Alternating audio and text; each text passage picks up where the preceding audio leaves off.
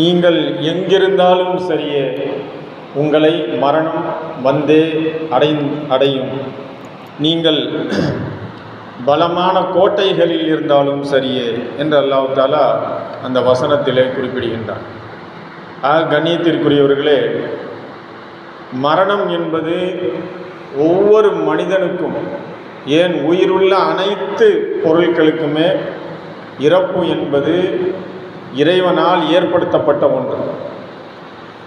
அப்போ ஒரு மனிதன் எங்கு இறப்பான், எந்த நேரத்தில் இறப்பான், எப்படி இறப்பான், எந்த நிமிடத்தில் இறப்பான், எந்த நொடியில் இறப்பான் என்பதையெல்லாம் அல்லாஹ் தஆலா ஏற்கனவே லவ்ஹுல் மஹ்ஃபூதில் குறிப்பிட்டு விட்டான்.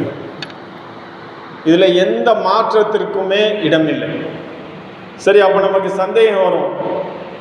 நபி ஸல்லல்லாஹு அலைஹி வஸல்லம் அவர்கள் குறிப்பிட்டார்கள் இல்லையா, நீங்கள் உங்களுடைய உறவினர்களோடு நல்ல ஒரு பழக்கத்தை ஏற்படுத்தி வைத்திருப்பீர்களே ஆனால், உறவினர்களோடு நல்ல முறையில் நீங்கள் நடந்து கொள்வீர்களே ஆனால் உங்களுடைய ஆயுள் நீடிக்கப்படும் அப்படின்னு சொல்லி நபி ஸல்லல்லாஹு அலைஹி வஸல்லம் அவர்கள் குறிப்பிட்ட ஹதீஸ் ஒன்று இருக்குது.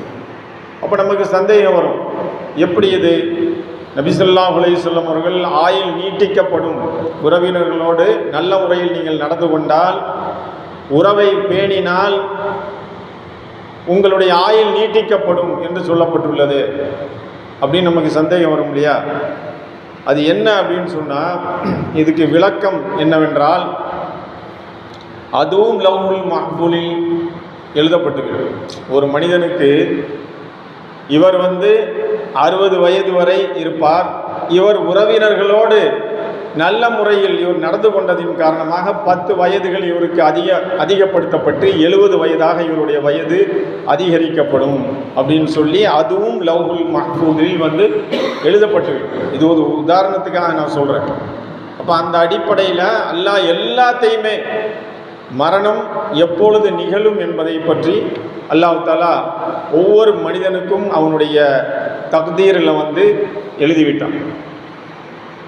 ஏன் இந்த மரணம் அல்லாஹ் தஆலா திருமறையில் 67வது அத்தியாயம் சூரத்துல் முல்கில் அல்லாஹ் தஆலா குறிப்பிடுகின்றான், அல்லதி ஹலக்கல் மௌத வல் ஹயாத லியப்லுவக்கும் அய்யுக்கும் அஹ்ஸனு அமலா.